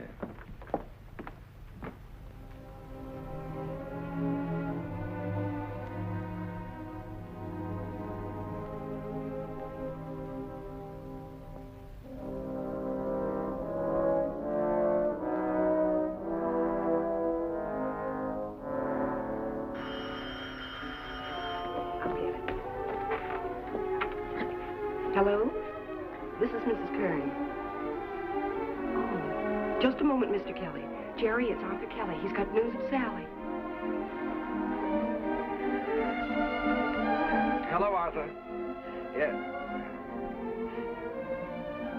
Oh, that's wonderful. In Memphis? What was the name of that club again? Club Elite, all this week. Yes, well, I'll get right on it. Thank you very much, Arthur. Sally is singing at the Club Elite in Memphis all this week. Oh, that's wonderful. Shall I pack a bag for you? Yes, darling, you do that now. I'll call and make reservation.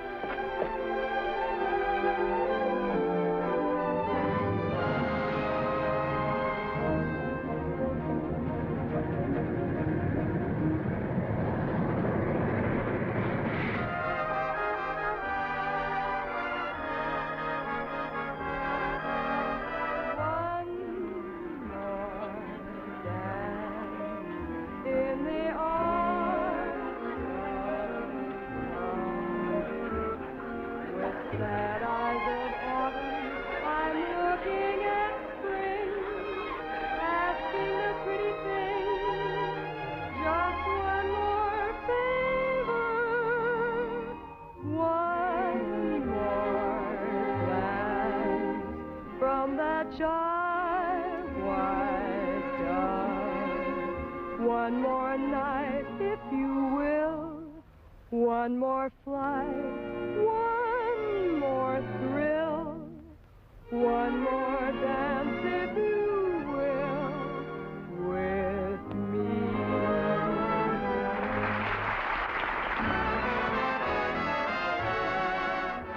Will you dance with me? Oh, no, thank you. No. Go ahead and dance with us, Charlie. Go ahead. Charlie. Will you dance with me? I sure will, baby. What's this? Sit down.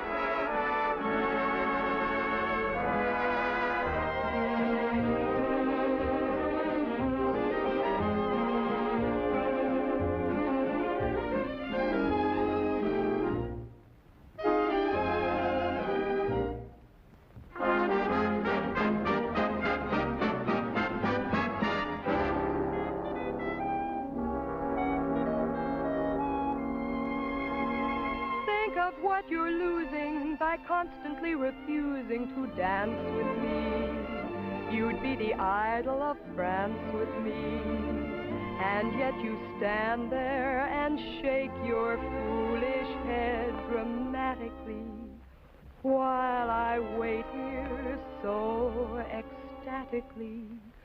You just look and say emphatically, not this season, there's a reason. I won't dance, don't ask me. I won't dance, don't ask me. I won't dance, madame, with you.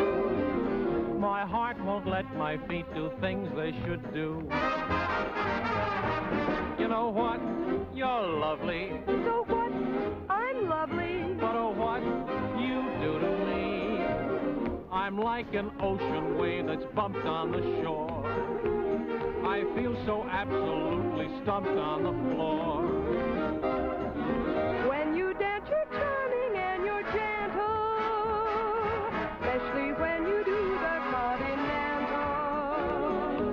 But this feeling isn't purely mental. For heaven rest us, I'm not asbestos. And that's why I won't dance. Why should I? I won't dance. How could I? I won't dance. Merci beaucoup. I know that music leads the way to romance. So if I hold you in my arms, I won't dance.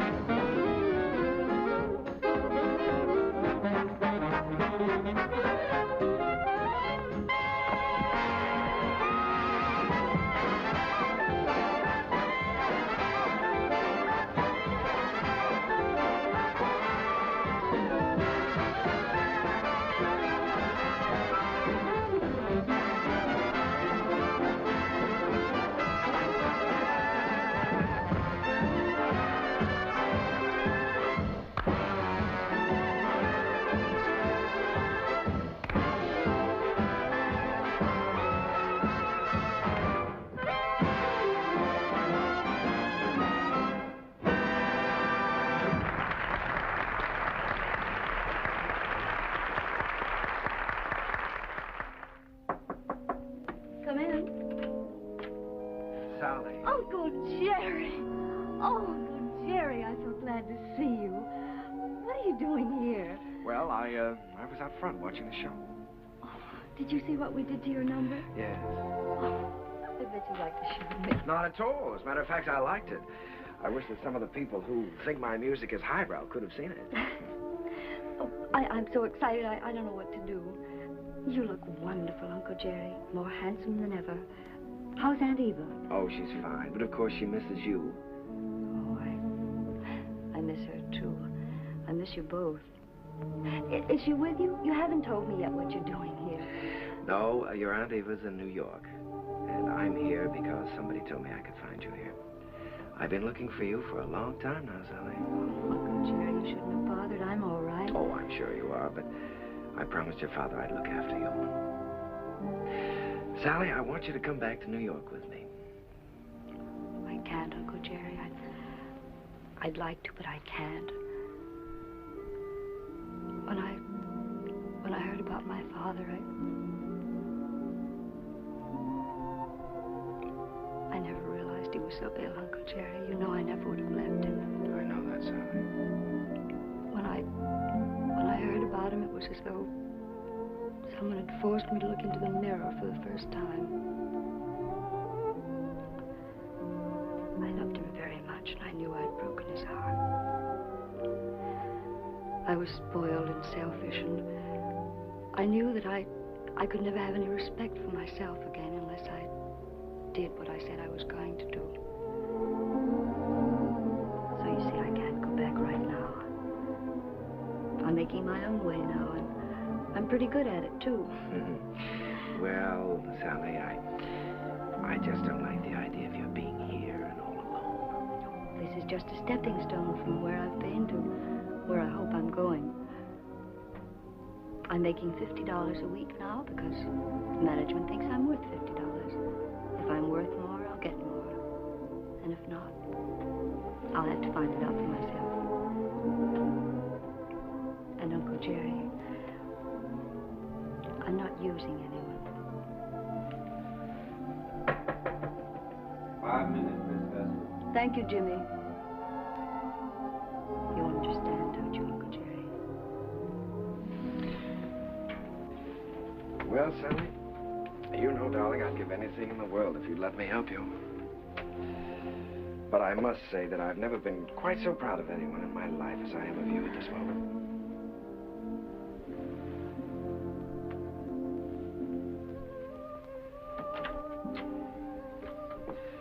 Good luck, darling.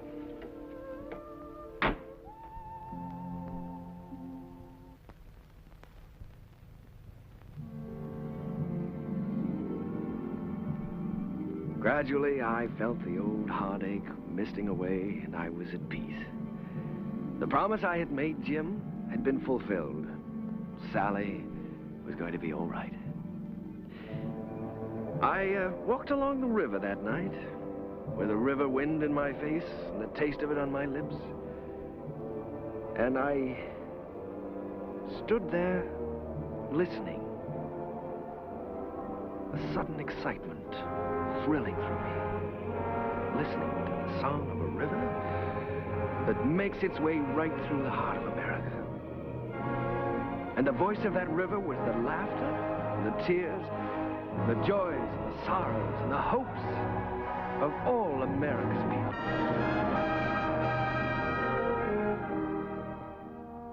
Well, Joe, that's my story.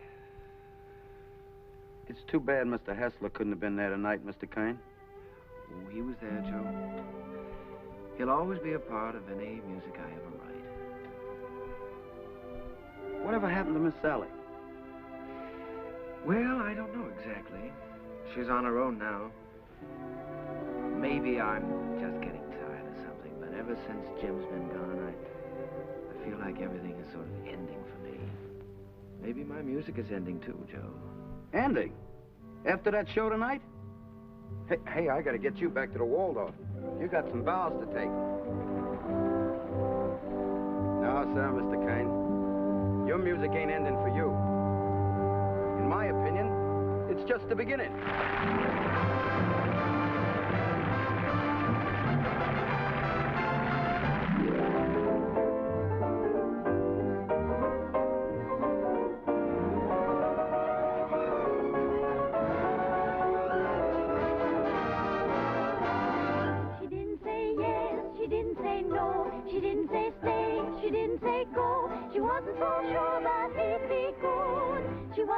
Sure that she'd be good. So what did she do? I leave it to you. She did just what you do.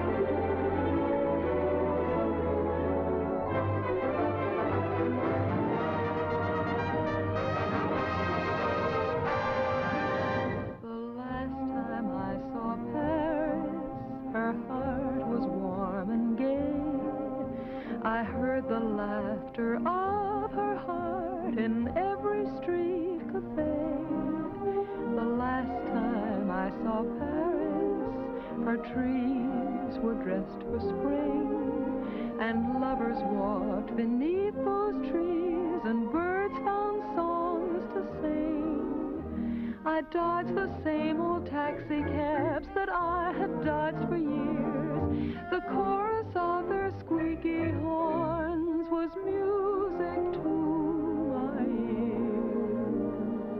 The last time I saw Paris,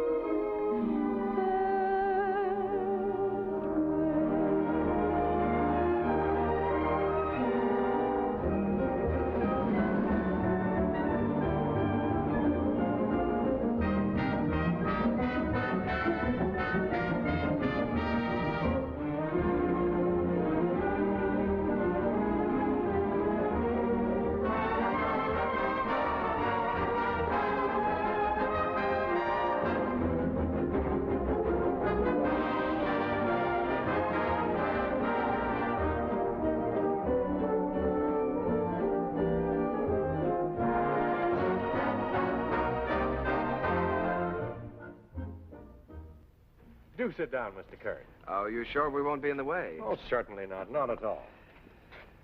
Well, I can't get over this, Mr. Artide. We certainly don't grow stages like this on Broadway. Darling, look at the size of that orchestra. Well, you have everything in the world to work with here. That's right, Mr. Kern. We've tried to give you the best of everything. Yes, that's so. What was the number you were going to do today? Well, we found an old song of yours that you did first in 1917, called The Land Where Good Songs Go. Oh, I'd almost forgotten about that one. We're using it as a frame for some of your other songs. What star is going to sing this? Well, Mr. Kern, as a matter of fact, we're trying out a newcomer. Oh, a newcomer. This girl did a test for us in New York, and it impressed us, so we flew her out here. She hasn't done much yet, but we have great hopes for her. Quiet! All right, girls, We're ready. Ready for a take. All right, let's try one. Places, please. Okay, Charlie. Hit the lights. Quiet. Okay, roll 'em. Action.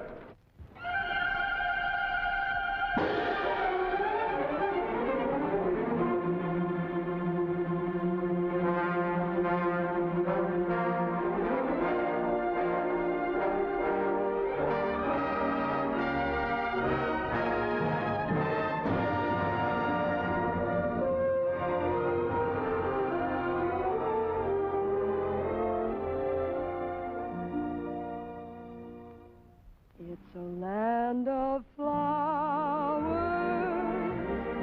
and April showers with sunshine in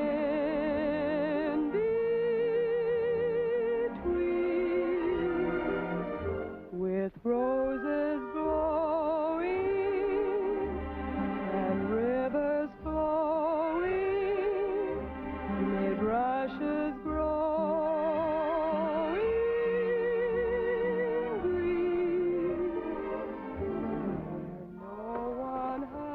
Like her, Mr. Kern? Like her? I love her. I'd rather hear her sing one of my songs than anyone else in the world. Wouldn't you, Edie?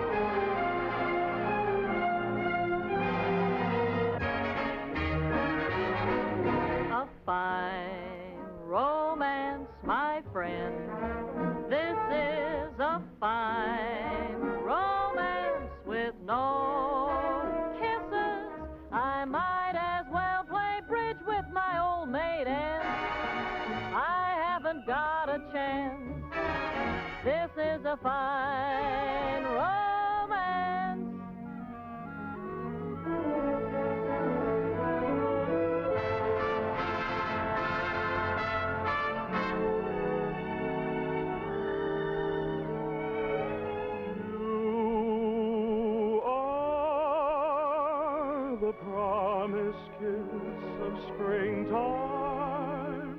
that makes the lonely winter sing long.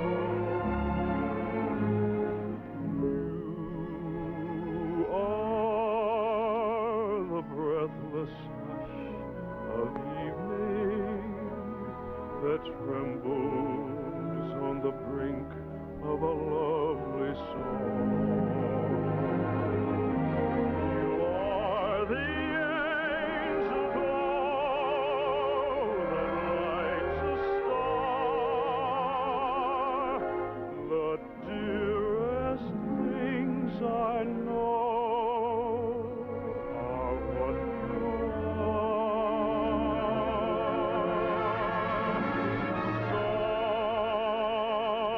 Someday my happy arms will hold you, and someday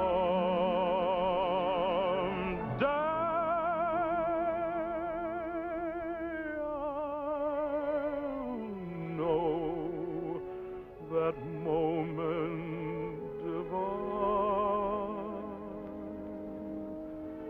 when all the things you are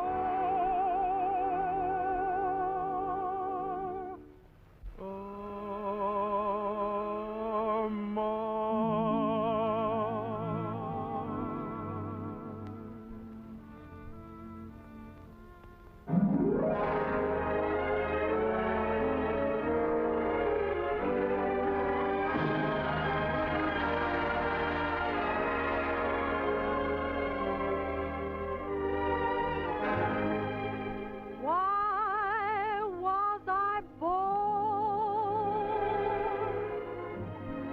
Why am I living? What do I get? What am I giving? Why do I want the things I dare not hope for? What can I hope for? I wish I knew.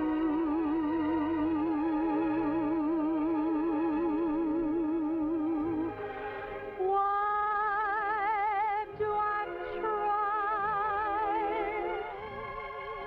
to draw you near me? Why do I cry? You never hear me. I'm a poor fool, but what can I do?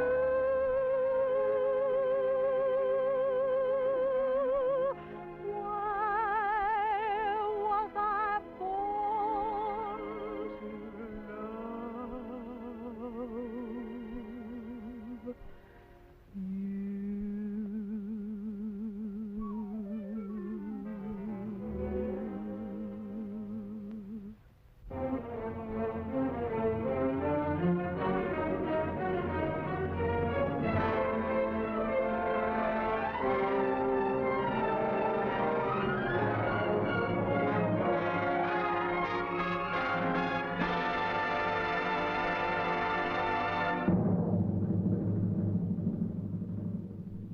Old Man River,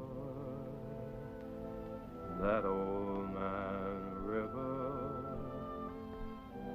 he must know something, but he don't say nothing.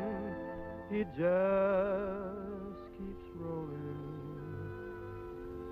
He keeps on rolling along.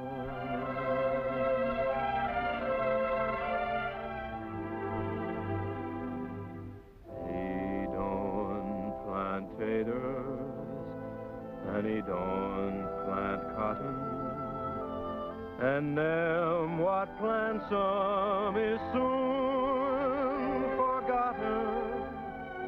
But old man River,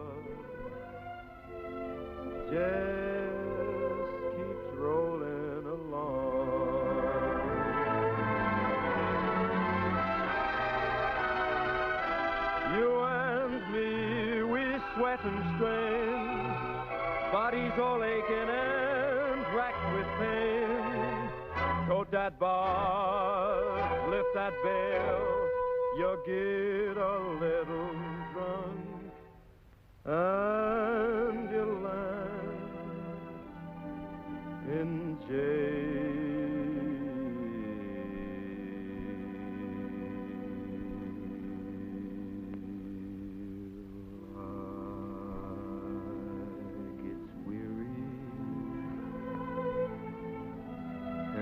So sick of trying, I'm tired of